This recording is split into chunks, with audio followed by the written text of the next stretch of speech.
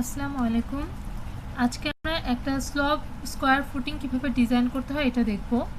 তো আমাদের কোশ্চেনে কী দেওয়া আছে, একটা 20 বাই 20 ইঞ্চ কলাম যে 3 লক্ষ পাউন্ড লোড বেয়ার করে এবং এই কলামটির ফাউন্ডেশন যে সয়েলের উপর রেস্ট করবে সেই ফাউন্ডেশন সয়েলের বেয়ারিং ক্যাপাসিটি হচ্ছে 3000 পাউন্ড পার স্কোয়ার ফিট এবং আমাদের একটি 2 ওয়ে স্লব ফুটিং ডিজাইন করতে বলা হয়েছে, অর্থাৎ ফুটিংয়ের দুই পাশে স্লব থাকবে। তো সেই ক্ষেত্রে আর দেওয়া আছে আমার F prime C, FS, FC এবং এন। এর মানটা দেওয়া থাকতেও পারে নাও থাকতে পারে। তো ফার্স্টে আমরা কি করব,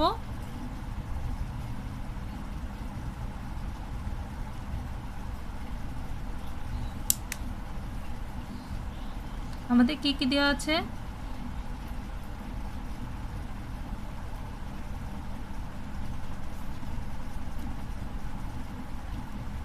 কলাম সাইজ,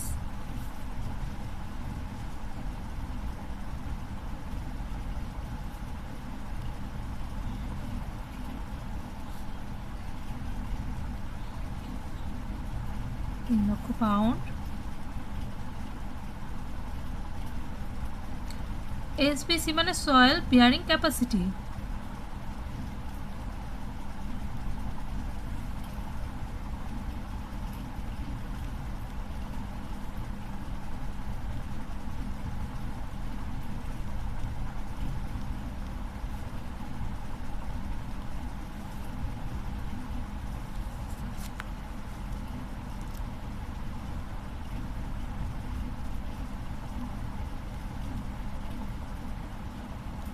এখন আমরা দেখি এন এর মানটা কিভাবে বের করতে হয়। এন মানে হচ্ছে মডুলার রেশিও।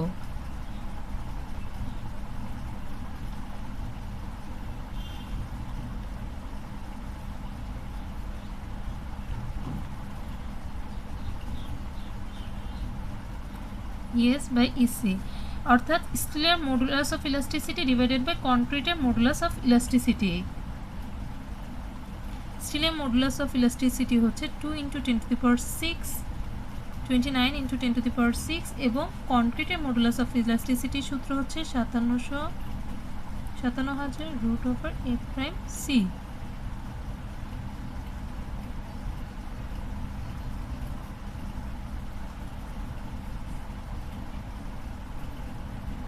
আমার এফ প্রাইম সি এর মান দেওয়া আছে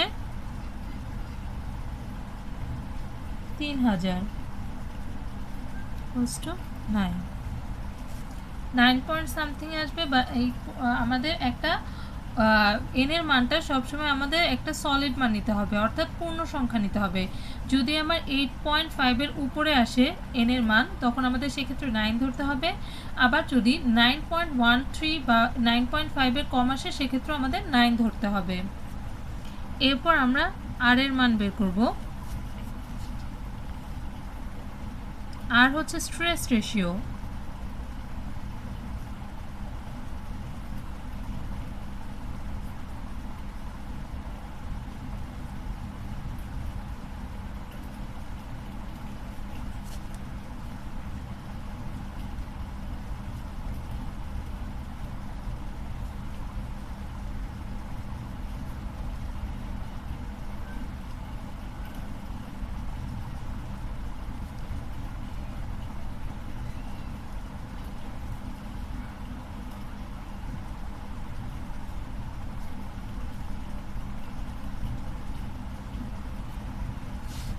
এই মানগুলো আমাদের পরবর্তীতে যে মানটা পরবর্তীতে লাগবে এর জন্য আমরা আগে থেকে বের করে রাখলাম। এখন আমরা সরাসরি ডিজাইনে চলে যাই। এখন আমাদের এখানে কলামের লোডটা দেওয়া আছে, কিন্তু ফাউন্ডেশনের ওয়েটটা যে কত হবে সেটা দেওয়া নেই। সেক্ষেত্রে আমাদের অ্যাজিউম করে নিতে হয়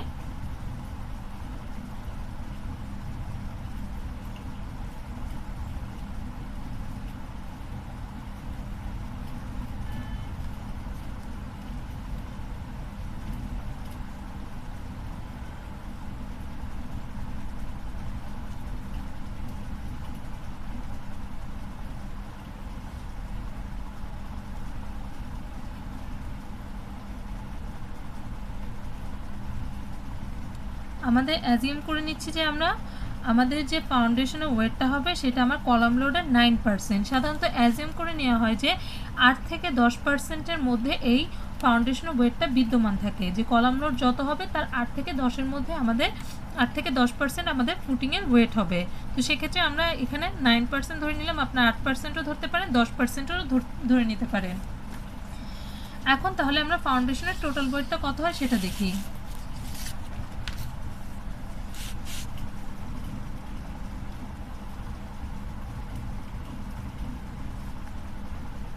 और টোটাল লোড যে কোনো একটা দিলাম, টোটাল লোড আমার কত আসছে,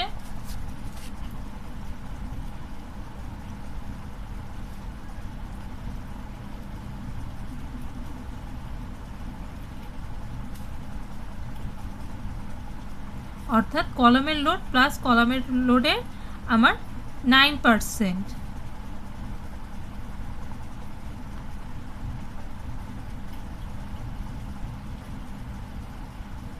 টোটাল আসলো 3,27,000 পাউন্ড। আমার টোটাল ওয়েট হচ্ছে 3,27,000 পাউন্ড।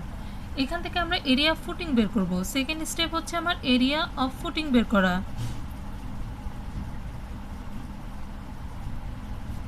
এরিয়া অফ ফুটিং কি আমার টোটাল লোড ডিভাইডেড বাই সয়েলের বিয়ারিং ক্যাপাসিটি।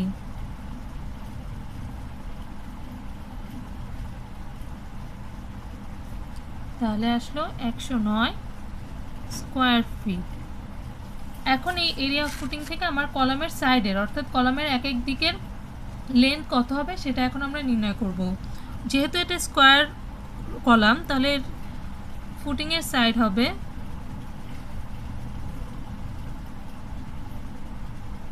আমরা যেহেতু স্কোয়ার ফুটিংয়ে ডিজাইন করছি তাহলে এক এক সাইডে হবে √109 ইকুয়ালস টু 10.44 ফিট। এটাকে আমরা ইকুইভ্যালেন্স করে 10.5 ফিট ধরে নিলাম। তাহলে আমার এখানে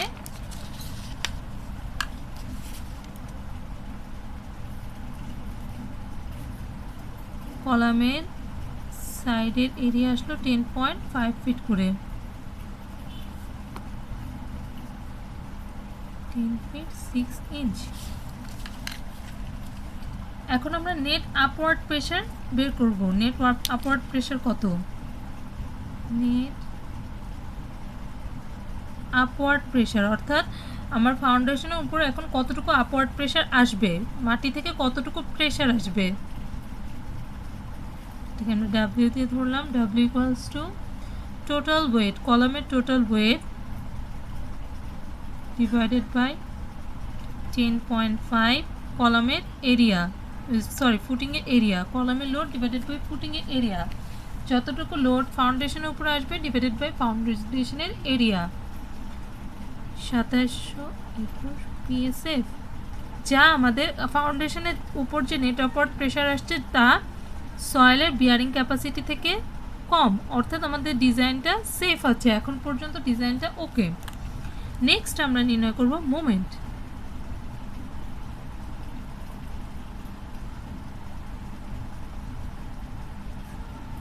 নেক্সট আমরা নির্ণয় করব মোমেন্ট। এখন মোমেন্ট নির্ণয়ের ক্ষেত্রে আমাদের এখানে সয়েলের বিয়ারিং আমাদের আপওয়ার্ড প্রেসার পেলাম আমরা 2721 PSF অর্থাৎ লোড পার স্কোয়ার ফিট। তো সেটাকে আমি যে কোনো একটা ডিরেকশনে নিয়ে আসলাম, কোনো একটা ডিরেকশনে আমি যদি এখন আমরা কি জানি moment equal to force into distance. এখন ফোর্সের একক কি হয়, আমার ফোর্স কত প্রকার হতে পারে, কনসেন্ট্রেটেড অথবা ইউনিফর্মলি ডিস্ট্রিবিউটেড অথবা ইউনিফর্মলি ভ্যারিং লোড, অর্থাৎ লোড হয়তোবা পাউন্ড আকারে থাকবে অথবা পাউন্ড পার ফিট আকারে থাকবে, কিন্তু আমার এখানে আছে pound per square feet, 2721 square feet, pound per square feet. তাহলে সেক্ষেত্রে আমাদেরকে যে কোনো একটা লেন দিয়ে গুণ দিতে হবে। এখন অ্যাজিউম করেন যে আমি এই বরাবর আমার লোডটা কাউন্ট করব, এই বরাবর আমার মোমেন্টটা কাউন্ট করব। সেক্ষেত্রে আমার করতে হবে কি, আমরা এই মোমেন্ট 2721 মানে কি আমার লেন্থ এবং পার স্কোয়ার ফিট, এই স্কোয়ার ফিটে কি আছে লেন্থ এবং উইথ, স্কোয়ার ফিটে আমার আছে লেন্থ ইন্টু উইথ, তাই না। তো আমি যদি লেন্থের দিকে কাউন্ট করতে চাই, এই বরাবর যদি কাউন্ট করতে চাই, তাহলে আমার উইথ বরাবর যে ডিস্টেন্সটা আছে সেই ডিস্টেন্স দিয়ে গুণ দিতে হবে। অর্থাৎ এইখানে আমার হবে 2721 ইন্টু 10.5, অর্থাৎ আমাদের ফোর্স হচ্ছে এখানে 2721 into 10.5 equals to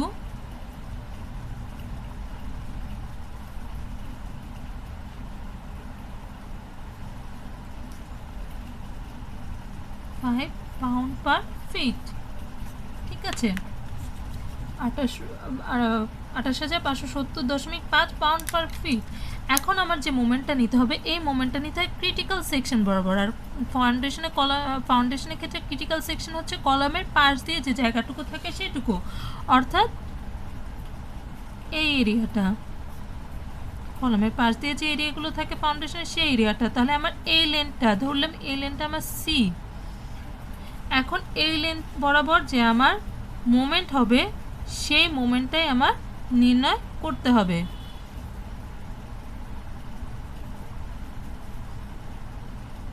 pound per fit. ওকে, এখন এটা আমরা কিভাবে কাউন্ট করতে পারবো যে আমার এই ক্রিটিক্যাল সেকশনের মোমেন্টটা আমরা কিভাবে, এই ক্রিটিক্যাল সেকশনের এই লেন্থে বা আমরা কিভাবে ক্যালকুলেট করতে পারবো। ফার্স্টে আমরা লেন্থটা ক্যালকুলেট করি। লেন্থটা কিভাবে ক্যালকুলেট করব, ফাউন্ডেশনটাকে 2 ভাগে ভাগ করব। ফাউন্ডেশনটাকে 2 ভাগে ভাগ করার পরে দেখেন তাহলে আমার লেন্থটা বের করা ইজি হয়ে যাবে। সেই ক্ষেত্রে আমার সি হবে, আমার সি এর মানটা হবে L minus A divided by 2, অর্থাৎ টোটাল ফাউন্ডেশনের লেন্থ থেকে আমি যদি কলামের লেন্থটা বাদ দিই, লেন্থের অর্ধেক বাদ দিই, তাহলে কিন্তু আমি সি এর লেন্থটা পেয়ে যাচ্ছি। তাহলে সি এর মানটা কত আসছে 10.5 মাইনাস, এটা কিন্তু ফিটে আছে, তাহলে আমার এইটাকেও ফিটে আনতে হবে, ডিভাইডেড বাই 2 ইকুয়ালস টু 4.42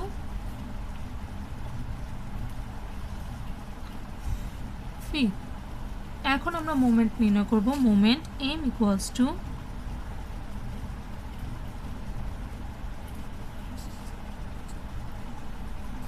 আমরা যখন ইউনিফর্মলি ডিস্ট্রিবিউটেড লোডের ক্ষেত্রে আমরা যখন মোমেন্ট নির্ণয় করি তখন কি হয় দেখেন, এটা কিন্তু একটা মোমেন্ট নির্ণয় করার সময় কি হয়, যে পয়েন্টের সাপেক্ষে মোমেন্ট নিব, ধরলাম আমি এই পয়েন্টের সাপেক্ষে মোমেন্ট নিব, এটা আমার R1 এ পয়েন্ট, এ পয়েন্টের সাপেক্ষে মোমেন্ট নিলে কি হয়, W ফিট ইন্টু এটুকু এরিয়া হচ্ছে আমার, ধরলাম সেই সি। ওকে, এই ক্ষেত্রে আমার কি সি ডাব্লিউ ইন্টু সি, যখন আমরা মোমেন্ট নিই ইউনিফর্মলি ডিস্ট্রিবিউটেড ক্ষেত্রে ডাব্লিউ ইন্টু সি বাই 2, তাই না, ডাব্লিউ তাহলে কি আসছে সি স্কোয়ার বাই 2। ঠিক সেম এই ক্ষেত্রেও আমার কি হবে, আমি টোটাল ওয়েটটা কত পেলাম, আমার মোমেন্ট ফোর্সটা, মোমেন্ট ইকুয়ালস টু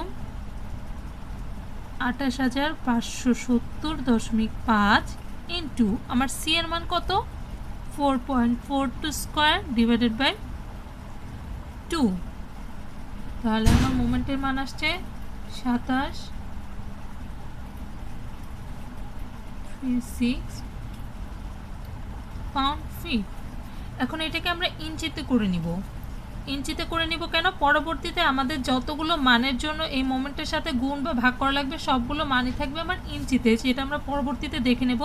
এটাকে আমরা ফিটকে 12 দিয়ে গুণ করে মোমেন্টটাকে পাউন্ড ইঞ্চিতে নিয়ে আসলাম।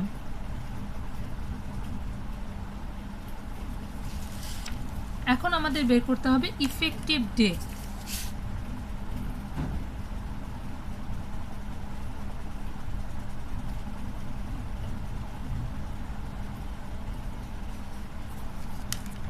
ইফেক্টিভ ডে অর্থাৎ ডি এর মান, ডি ইকুয়ালস টু, ডি এর মান বের করার সূত্র হচ্ছে M divided by root over R B, যেখানে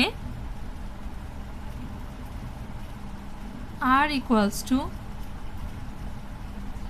হাফ এফ সি জে কে।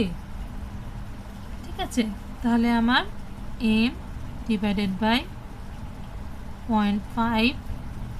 এফসি এর মান কত? এফসি এর মান দেওয়া আছে আমাদের কত? এফসি এর মান 1350। 1350। জে এর মান আমরা কত পেয়েছি? জে এর মান পেয়েছি 0.874, যেগুলো আমরা আগে বের করে রেখেছিলাম। কে এর মান 0.378।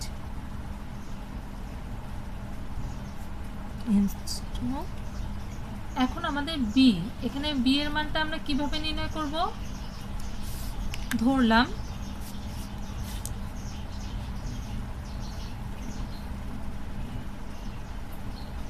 এই যে আমার সেই কলামটা যার চারপাশ দিয়ে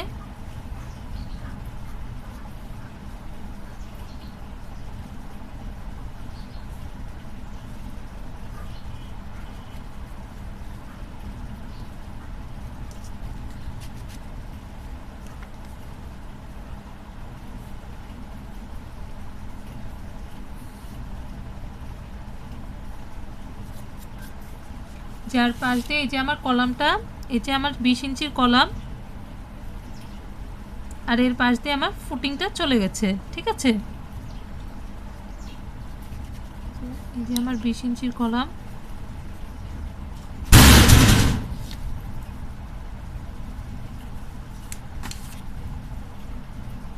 আর এর পাশ দিয়ে আমার সবসময় স্লোপ ফুটিংয়ে আমার পাশ দিয়ে, কলামের পাশ দিয়ে কিছুটা জায়গা আমার কলামের একই ডিস্টেন্সে রাখতে হয়। স্লোপ করার আগে কিছুটা ডিস্টেন্স রেখে দিতে হয়। সেই ডিস্টেন্সটা মিনিমাম হতে হয় 3 ইঞ্চি। এই যে কলামের পাশে যে আমার জায়গাটুকু স্টিফ জায়গা আছে, এটা মিনিমাম আমার 3 ইঞ্চি রাখতে হয়। সেখানে আমরা অ্যাজিউম করে নিলাম 4 ইঞ্চি। তাহলে এখানে আমার বি এর মান হবে, অর্থাৎ এই ফাউন্ডেশনের এইটুকু বি এর মান হবে হচ্ছে আমার 20 + 4 + 4 = 28 ইঞ্চি। তাহলে আমার এখানে আসলো 28 ইঞ্চি। আমার এম এর মান কত ছিল? 33, 4, 8, 9, 8, 8 divided by 0.5, 350, 0.874।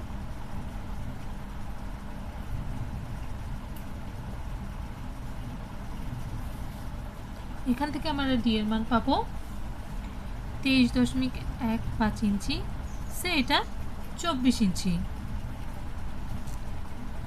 এখন আমাদের বের করতে হবে, আমরা দেখব যে আমরা যে ডিজাইনটা করেছি সেই ডিজাইনটা ঠিক আছে কিনা, অর্থাৎ এটা পাঞ্চিং শেয়ার, অর্থাৎ এখন ডিজাইনটা ওকে আছে কিনা সেটা চেক করার জন্য আমাদের বের করতে হবে এই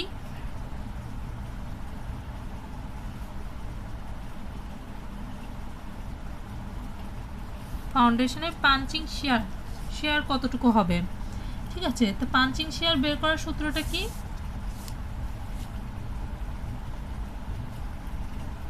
punching share V = V0, V divided by ছোট হাতের V divided by V0 D। যেখানে আমরা V এর মান বের করব আমার W, অর্থাৎ 2721 এখানে into L into B minus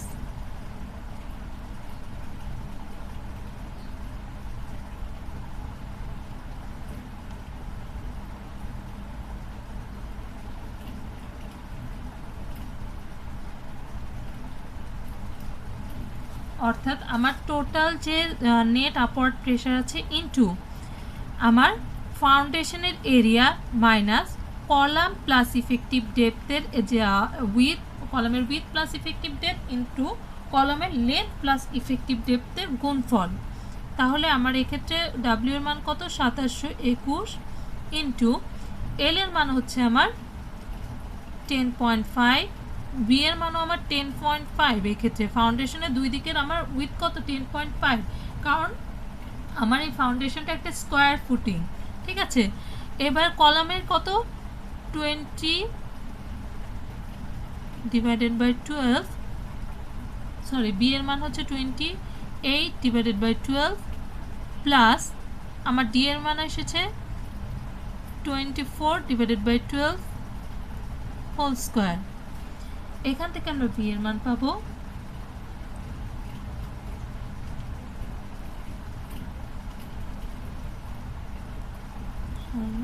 pound.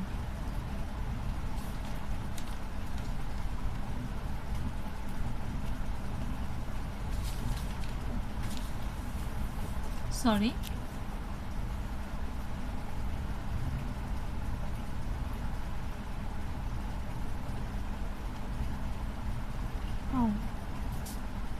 ঠিক আছে। এখন আমরা এই মানগুলো বসিয়ে দিই।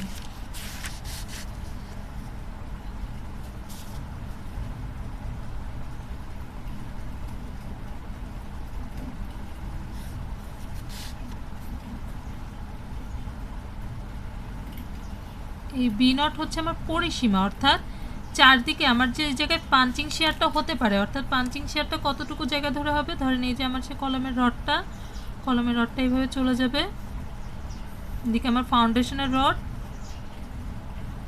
একটা লং ডিরেকশন বরাবর, একটা শর্ট ডিরেকশন বরাবর, ঠিক আছে। আর এই আমার কলমের রড আর এইটুকু আমার হচ্ছে ইফেক্টিভ ডেট ডি, সেই ইফেক্টিভ ডেট ডি। তাহলে আমার পাঞ্চিং শেয়ারটা কত জায়গা জুড়ে হতে পারে, এইটুকু জায়গা জুড়ে আমার পাঞ্চিং শেয়ার হওয়ার প্রবণতাটা থাকে। তাহলে পাঞ্চিং শেয়ার বের করার জন্য তাহলে আমার কোন পরিধি জুড়ে হবে, 4 ইন্টু এ প্লাস ডি ইন্টু ডি এর মান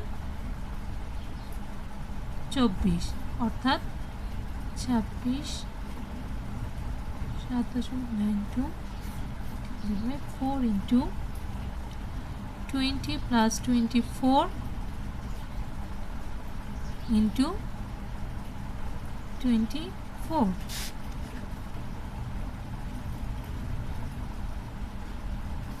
সরি, এখানে বি এর মানটা 20 হবে, যেহেতু আমার এরিয়াটা কতটুকু দেখেন, পাঞ্চিং শেয়ারের মানটা এইখান থেকে এইটুকু, তাহলে আমার বি এর মানটা কত হবে, 20 হবে, এখানে 20 হবে।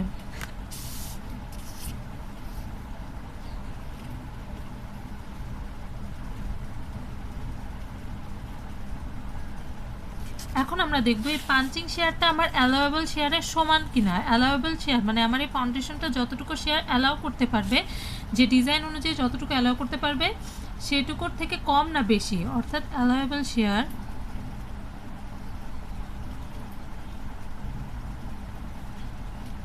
শেয়ারের সূত্র কি, ধরলাম এটার মান V1, অ্যালাউয়েবল শেয়ারের VA, শেয়ারের মানের সূত্র হচ্ছে 2√A'(c) 2 into √1000 equals to 110 PSI, যেটা আমাদের পাঞ্চিং শেয়ারের থেকে বেশি, অর্থাৎ পাঞ্চিং শেয়ারের থেকে আমাদের পাঞ্চিং শেয়ার হতে যতটুকু শেয়ার লাগে, পাঞ্চিং শেয়ারের থেকে আমার অ্যালাউয়েবল শেয়ারের মান বেশি, অর্থাৎ আমার ডিজাইনটা ওকে আছে। এখন আমরা এস্টিমেট করব স্টিল ক্যালকুলেশন।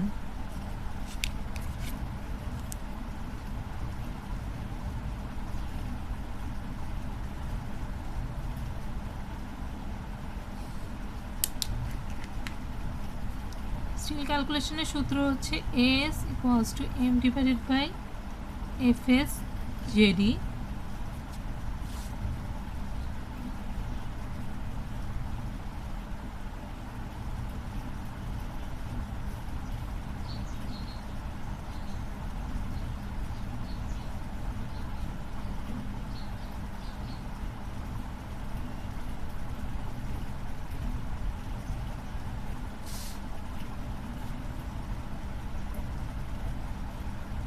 এখন যদি আমরা 6 নাম্বার বার ইউজ করি, ইউজিং আমার টোটাল এরিয়া আসলো কত, 8 ইঞ্চি স্কোয়ার। এখন যদি আমি 6 নাম্বার বার ইউজ করি,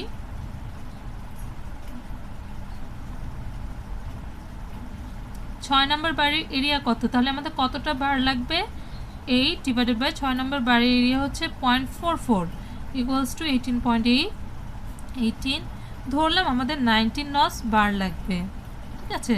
তাহলে অতএব আমাদের বার লাগবে 19, 19টা 6 নাম্বার বার। এখন আমরা ক্যালকুলেশন করব, আমাদের ফাউন্ডেশনের ডিজাইন শেষ। এখন আমরা দেখি কিভাবে বারগুলো বসবে।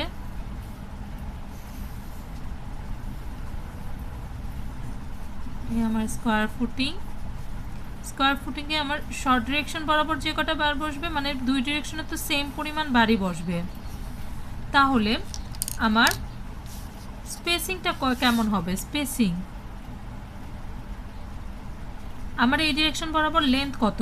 10.5 ফিট। একে 12 দিয়ে গুণ দিই, ডিভাইডেড বাই আমার এই বরাবর কয়টা রড বসবে? 19টা, দুই দিকে তো 19টা রড বসবে, তাহলে 19 দিয়ে ভাগ দিব, তাহলে প্রত্যেকটা রডের মাঝে জায়গা খালি থাকবে 6.63 ইঞ্চ। ধরলাম আমরা 6.5 ইঞ্চ জায়গা আমার এক একটা বারের থেকে আরেকটা বারের দূরত্ব হবে 6.5 ইঞ্চি, ঠিক আছে? তাহলে